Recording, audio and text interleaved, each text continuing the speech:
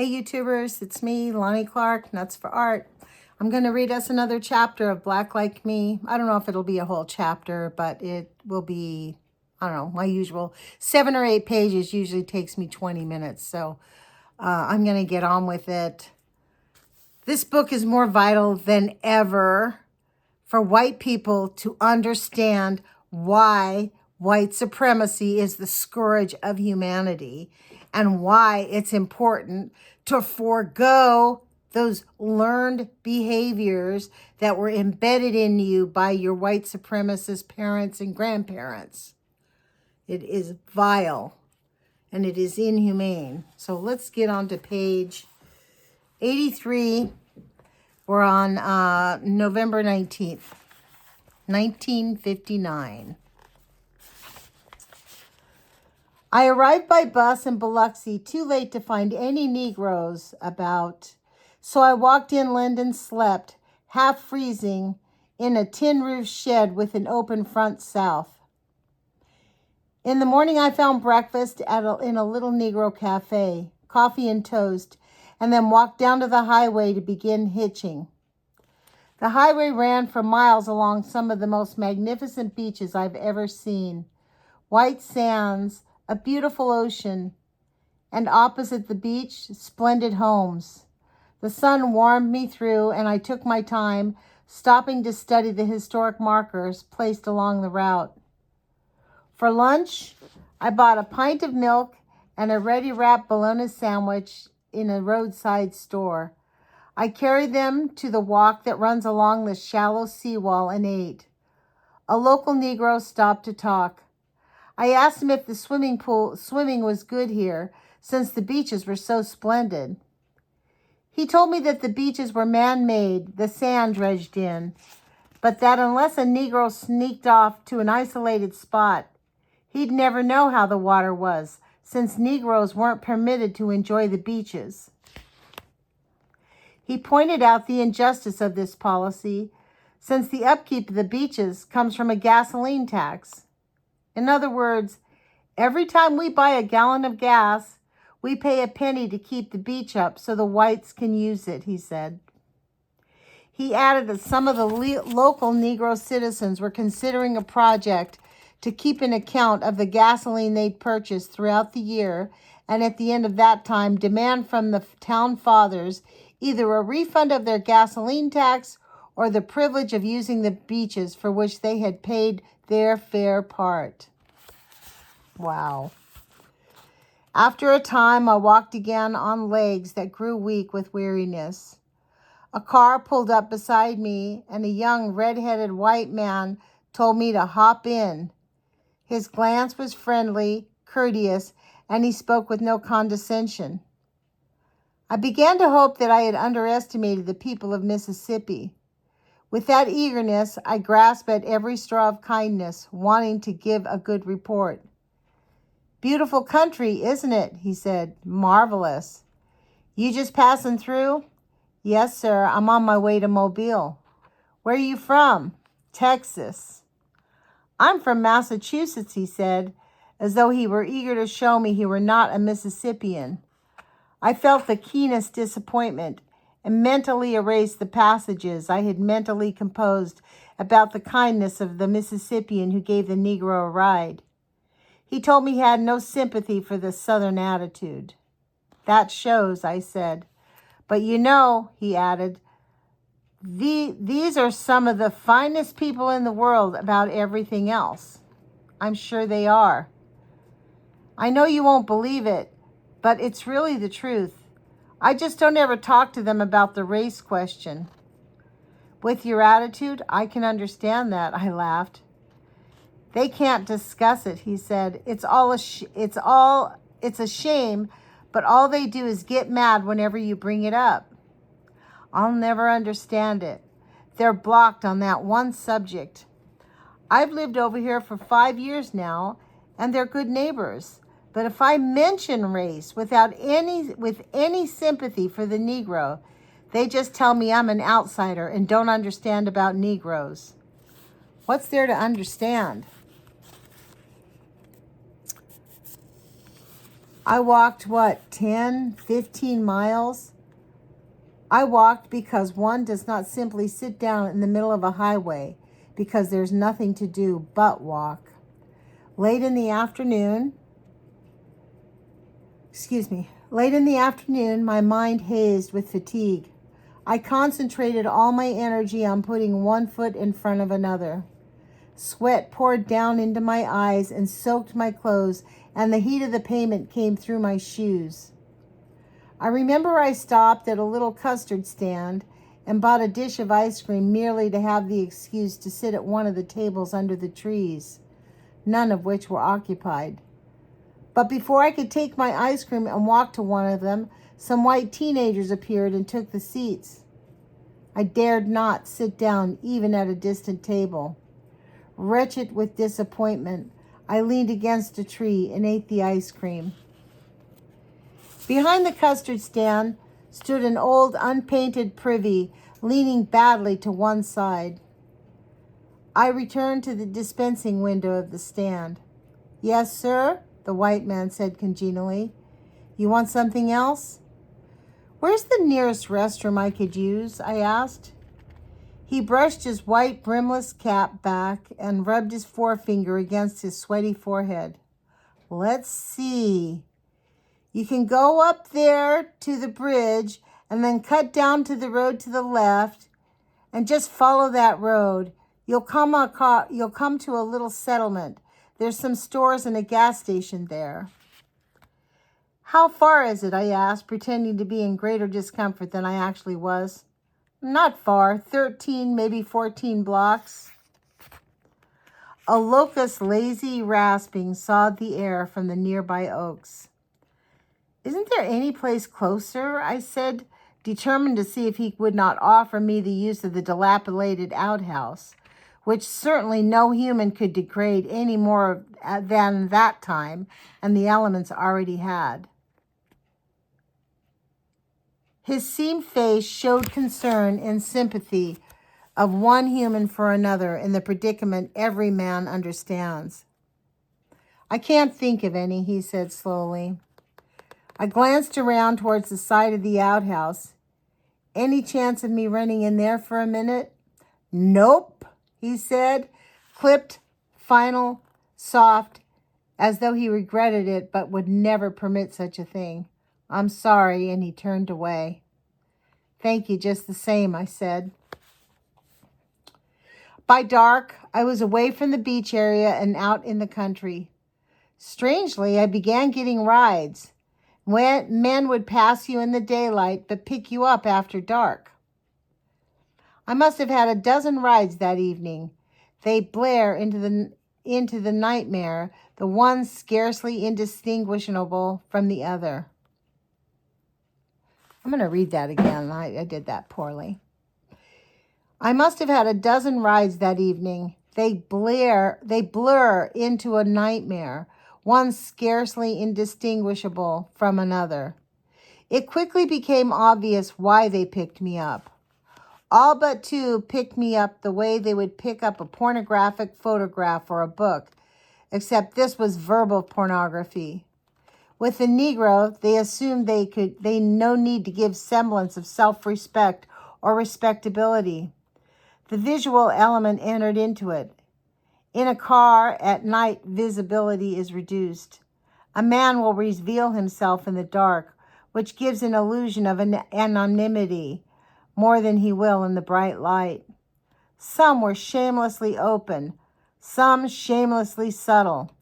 All showed morbid curiosity about the sexual life of the Negro, and all had, at base, the same stereotyped image of the Negro as an inexhaustible sex machine with oversized genitals and a vast store of experiences, immensely varied.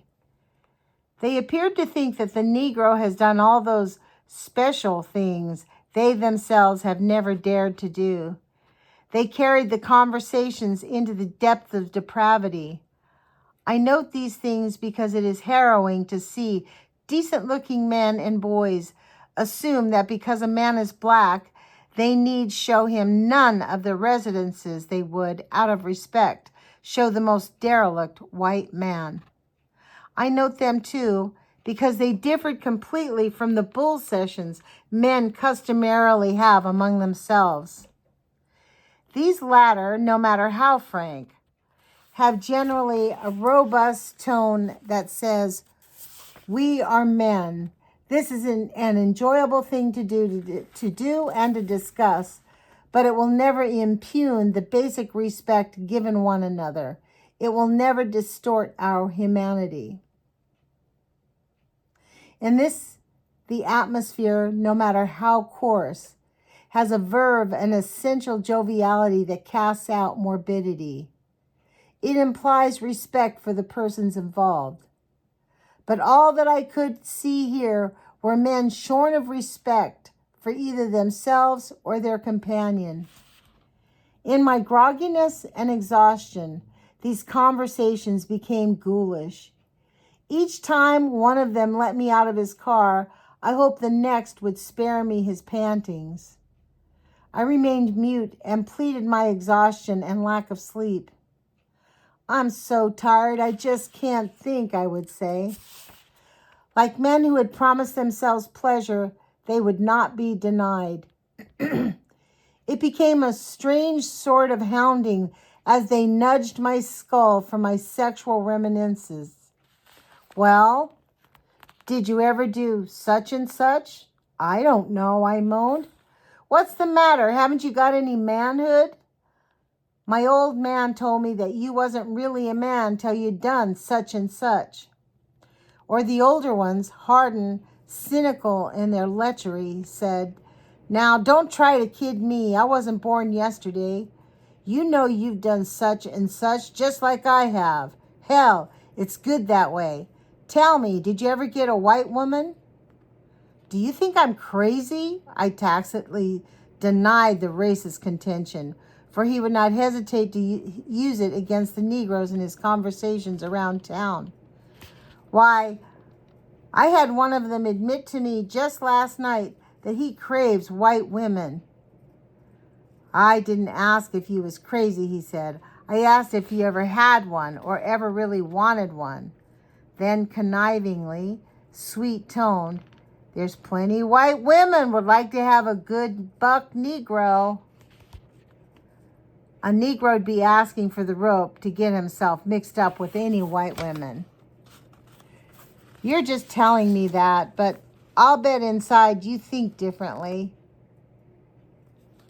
There's sure a beautiful country through here. What's the main crop?"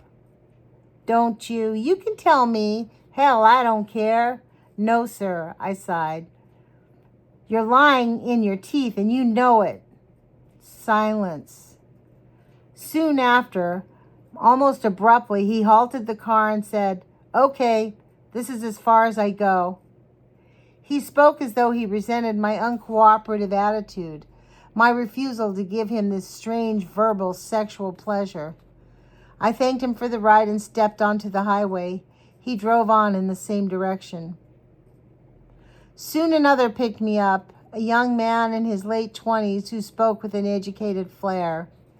His questions had the spurious elevation of a scholar seeking information, but the information he sought was entirely sexual and presupposed that in the ghetto the Negro's life is one of a sex marathon with many different partners, open to the view of it all. In a word, that marital fidelity and sex as love's goal of a union with a beloved object were exclusively the white man's property.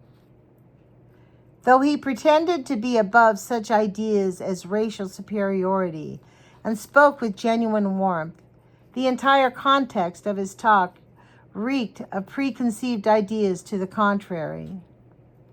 "I understand Negroes are much more broad-minded about such things," he said warmly. "I don't know. I understand that you make more of an art or maybe a hobby out of your sex than we do." "I doubt it." "Well, you people don't seem to have the inhibitions we have. We're all basically Puritans. I understand Negroes do a lot more things, different kinds of things than we do. Oh, don't get me wrong. I admire your attitude. It's basically healthier than ours. You don't get so damn many conflicts. Negroes don't have much neuroses, do they? I mean, you people have more realistic tradition about sex. You're not so sheltered from it as we are.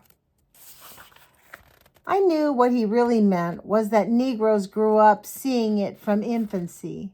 He had read the same stories, the same reports of social workers about parents sharing a room with children, the father coming home drunk and forcing the mother onto the bed in full view of the young ones. I felt like laughing in his face when he thought of the Negro families I had known already as a Negro. The men on the streets, in the ghettos, the housewives, and their great concern for their children to grow up right. You people regard sex as a total experience, and that's how it should be. Anything that makes you feel good is morally all right for you. Isn't that the main difference? I don't think there's any difference, I said cautiously, not wanting to test the possibility of his wrath at having a Negro disagree with him. You don't? His voice betrayed excitement and eagerness, gave no hint of offense. Our ministers preach sin and hell just as much as yours, I said. We've got the same puritanical background as you. We worry just as much as white people about our children losing their virginity or being perverted. We've got the same miserable little worries and problems over our sexual effectiveness, the same guilt that you have. He appeared astonished and delighted, not what I had said, but at the fact that I could say it. His whole attitude of enthusiasm practically shouted, "Why, you talk intelligently." He was so obtuse he did not realize the implied insult at his astonishment that a black man could say anything but "yes, sir," and mumble four-letter words. Again, he asked questions scarcely different from those that white men could ask themselves, especially scholars who would discuss cultural differences on a detached plane. Yet here the tone was subtly conniving. He went through the motions of a courteous research, but he could not hide his real preoccupation. He asked about the size of the Negro genitalia and the details of Negro sex life. Only the language differed from the previous inquirers. The substance was the same. The difference was that here I could not disagree with him without risking a flood of abuse or petulance. He quoted Kinsey and others. It became apparent he was one of those young men who possess an impressive store of facts, but no truths. This again would have no significance and would be unworthy of note except for one thing. I have talked with such men many times as a white, and they have never shown the glow of prurience he revealed. The significance lay in the fact that my blackness and his concepts of what my blackness implied allowed him to expose himself in this manner. He saw the Negro as a different species. He saw me as something akin to an animal, in that he felt no need to maintain his sense of human dignity, though he certainly would have denied this. I told myself that I was tired, that I must not judge these men who picked me up and for the price of a ride submitted me to the swamps of their fantasy lives. They showed me something that all men have but seldom bring to the surface, since most men seek health. The boy ended up wanting me to expose myself to him, saying that he had never seen a Negro naked. I turned mute, indrawn, giving no answer. The silence rattled between us, and I felt sorry for the reprimand that grew from me to him in the silence. I did not want this cruelty to him, Since I knew, he has showed me a side of his nature that was special to the night and the situation, a side rarely brought to the light in his everyday living. I stared at the dimly lit, lighted car dashboard and saw him attending an aunt's funeral, having Sunday dinner with his parents, doing some kindness for a friend, for he was kind. How would I let him see I understood, and that I still respected him, and that I formed no judgment against him in this momentary slip? For instead of seeing it as a manifestation of some poor human charity, he might view it as confirmation that Negroes are insensitive to sexual aberration, that they think nothing of it, and this would carry on the legend that had so handicapped the Negro. I wasn't going to do anything to you, he said in a voice lifeless with humiliation. I'm not a queer or anything. Of course not, I said. It's nothing. It's just I don't get a chance to talk to educated Negroes, people that can answer questions. You make it more complicated than it is, I said. If you want to know about the sexual morals of the Negro, his practices and ideals, it's no mystery. These are human matters, and the Negro is the same human as the white man. Just ask yourself how it is for a white man, and you'll know all the answers. Negro trash is the same as white trash. Negro decency is about the same too. But there are differences. The social studies I've read, they don't deal with any basic difference in human nature between black and white, I said. They only study the effects of environment on human nature. You place the white man in the ghetto, deprive him of educational advantages, arrange it so that he has to struggle hard to fulfill his instinct for self-respect, give him little physical privacy and less leisure, and he would after a time assume the same characteristics you attach to the Negro. These characteristics don't spring from whiteness or blackness. It's from a man's conditioning. Yes, but Negroes have more illegitimate children, earlier loss of virginity, and more crime. These are established facts, he insisted without kindness. The fact that the white race has the same problems proves these are not Negro characteristics, but the product of our condition as men. When you force humans into a subhuman mode of existence, this always happens. Deprive a man of any contact with pleasures of the spirit, and he'll fall completely into those of the flesh. But we don't deprive you people of the pleasures of the spirit, he said. In most places, we can't go to the concerts, the theater, the museums, the public lectures, or even to the library. Our schools in the South don't compare to the white schools, poor as they are. You deprive a man of educational opportunities, and he'll have no knowledge of the great civilizing influences of art, history, literature, and philosophy.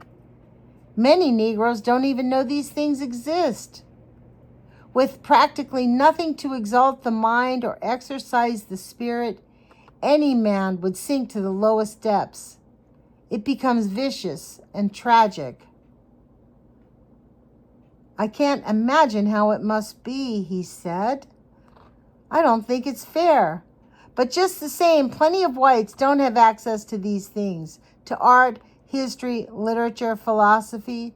Some of the finest people I know live in the country, and they never get to museums and concerts. Living in the country, they are surrounded by natural museums and concerts, I said.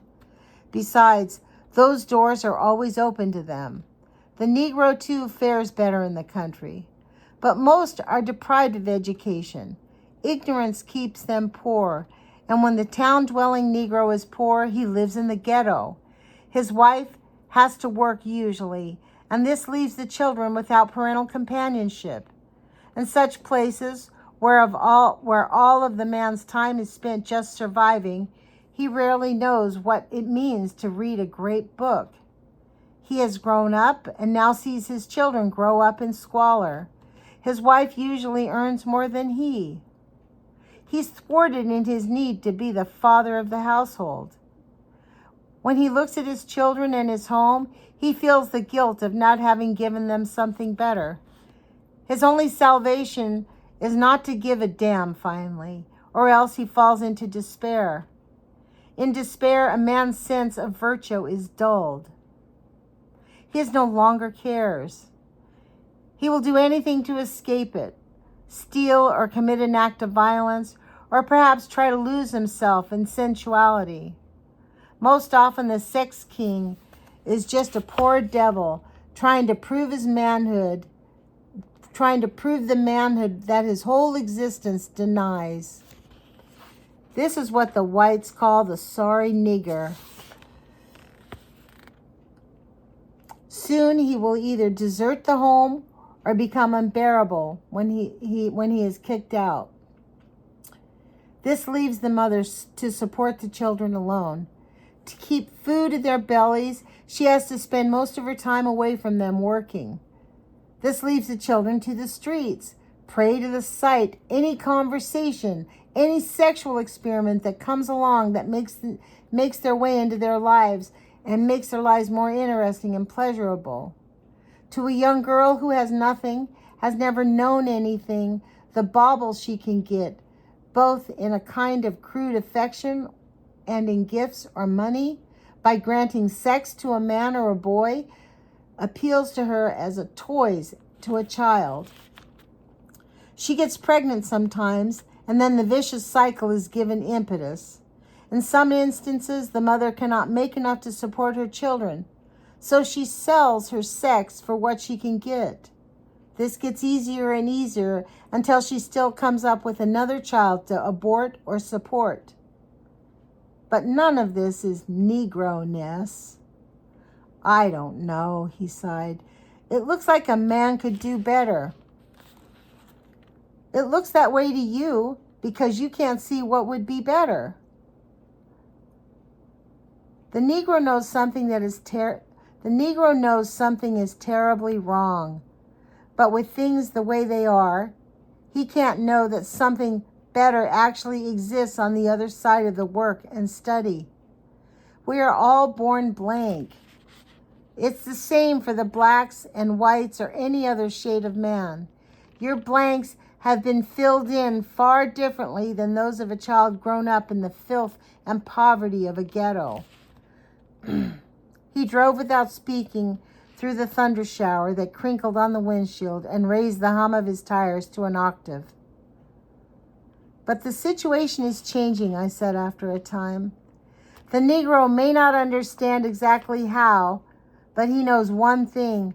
The only way out of this tragedy is through education and training. Thousands of them sacrifice everything to get the education, to prove once and for all the Negro's capacity for learning, for accomplishment, is equal to that of any other man. That the pigment has nothing to do with the degrees of intelligence, talent, or virtue. This isn't wishful thinking. It's been proved conclusively in every field. We don't hear about those things, he said. I know. Southern newspapers print every rape, attempted rape, suspected rape, maybe rape, but outstanding accomplishment is not considered newsworthy. Even the Southern Negro has little chance to know this, since he reads the same slanted reports in the newspaper. The young man slowed to a halt in a little settlement to let me out. I'm sorry about a little while ago. I don't know what got into me, he said. I've already forgotten it. No offense? No offense. Okay, good luck to you. I thanked him and stepped out into the wet neon reflections of the road. The air, cool and mist-filled, surrounded me with its freshness. I watched the red taillight of his car fog off into the distance. I had no time to worry about sitting down or getting a sandwich. An old model car tooted its horn and skidded to a stop a few yards beyond me. The smell of the rainy Alabama night, the succession of sexual oddments, turned me suddenly sick with dread at what this stranger would want. But I had no alternative. There was no place to sleep. "Where are you going?" he asked. "Mobile," I said. He told me to get in. I glanced through the glassless window to see a heavy-set, round-faced, tough-looking young man. As we drove, the tensions drained from me. He was boisterous, loud, and guileless. I could only conclude that he was colorblind, since he appeared totally unaware that I was a Negro. He enjoyed company, nothing more. He told me he was a construction worker, and tonight he was late getting home to his wife and infant son. "I couldn't get this son of a bitch rattletrap to go," he said. "I leave the good car at home for my wife." For an hour we delighted ourselves with talk of our children. The experience of parenthood filled him with enthusiasm, and he recited the endless merits of his son and drew me out to tell him of my children. "I can see I'm not going to make it without something to eat," he said. "I'm usually home by 6, and my wife has supper on the table. You had any supper?" "No, I sure haven't." "You want a hamburger?" "I don't think there's any place here that would serve me." "Shit, I'll bring it to the car. We can eat while I'm driving." I watched him walk into a roadside cafe. He looked young, not over 20, and I wonder how he had escaped the habit of guarded fencing that goes on constantly between whites and Negroes in the South wherever they meet. He was the first man I met of either color who did not confuse the popular image of the thing with the thing itself. I wondered where he got this and sought to discover the source of his attitude during the drive into Mobile. His background, his education, and his home were ordinary. On the car radio, he played with relish the twang blues types of music, and his TV preferences were Western. "Oh, hell, I can't go for those old heavy dramas." "Perhaps his religion? My wife's a Presbyterian. Sometimes I go with her, but I don't much like it." "Perhaps his reading? Have you got a good library in Mobile?" "I don't know, to tell you the truth. It was supposed to be pretty good. My wife reads a lot." I could only conclude that his attitude came from an overwhelming love for his child, so profound it spilled over to all humanity. I knew that he was totally unaware of its ability to cure men, of the blessing it could be to someone like me after having been exhausted and scraped raw in the heart by others in this rainy Alabama night. I thought of Maritain conclusion that the only solution to the problems of a man is the return of charity, in the old embracing sense of caritas, not in the stingy general sense it has assumed in our language and in our days, and the metaphysics. That's kind of an awkward sentence, don't you think, you guys?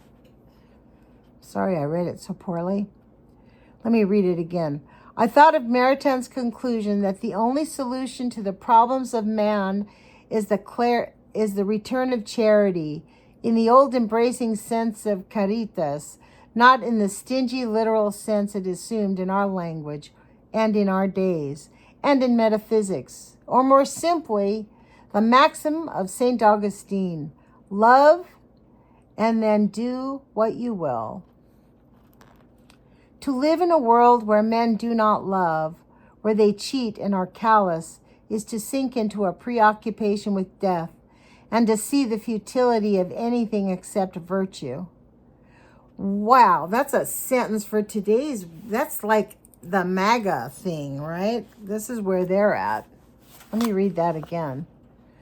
To live in a world where men do not love, where they cheat and are callous, is to sink into a preoccupation with death and to see the futility of anything except virtue. Wow. And when I crossed the line from Mississippi into Alabama, I felt as though I were leaving a cemetery. Wow, really? Since I knew little of Mobile of today, my young friend let me out downtown near the bus center. Across the street from the bus station, I saw an elderly Negro man seated on a door stoop near the curb. I went over and sat beside him. We talked casually for a time. He said he preached at a little street mission nearby. I asked him where I could find a room for the night. He put his head close to mine and studied me through thick glasses under the street lamp. After asking if I were a nice man, he offered to let me bunk with him. He told me he occupied the 2 front rooms of the house where his daughter's family lived. We bought hamburgers for supper and took the bus to his home, eating on the way. It's not much, but you're welcome to stay here, he said when he opened the door and turned on the lights. The 2 rooms were furnished with an upright piano, a straight chair, a small table, and an unmade double bed. His courtesy was simple and easy. He picked up dirty clothes and old newspapers without apology. Then, while I unpacked my duffel, he went outside and returned with a large metal washtub. Refusing my help, he filled it with buckets of water from the back of the house. He offered to let me bathe, but seeing how much trouble it was to haul the water, I declined. While he bathed, I sat on the bed in the other room and made notes. The walls had been covered with cheesecloth, but never papered. Wow. Gray planking showed through the gauze. Above the bed, he had pinned a calendar reproduction of Christ in the temple. Thumbtacked to the door frame were photos of his family. Oh my gosh, I just looked at the time. It's 37 minutes, you guys. We're on page 97. I think I'll just stop there. I don't mean to make this so long. I'm sorry I kept reading. Actually, why don't you guys make a comment? If whoever is listening, I think there's only a handful of you that actually are listening to this.